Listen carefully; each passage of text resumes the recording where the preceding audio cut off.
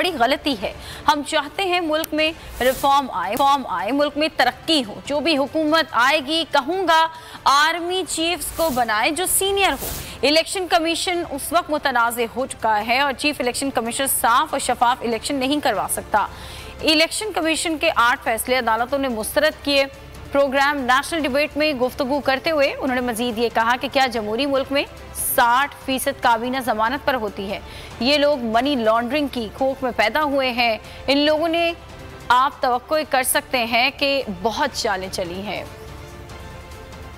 किसी भी army chief को एक्सटेंशन देना जो है, मैं समझता हूँ ये बहुत बड़ी गलती है। जो भी हुकूमत आएगी सबसे पहले मैं ये कहूँगा आर्मी चीफ जो भी सीनियर हो उसको बनाए। चाहते हैं कि रिफॉर्म्स आए, मुल्क बेहतरी की तरफ जाए। इस इलेक्शन कमीशनर ये इलेक्शन कमीशन जो है मुतनाज़ है। ये फ्री और फेयर इलेक्शन जो है किसी सूरत में नहीं करा सकता।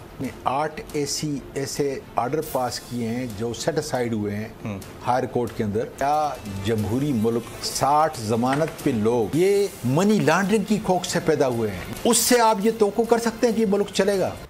और के इलेक्ट्रिक इजाफी बिजली मिलने के बावजूद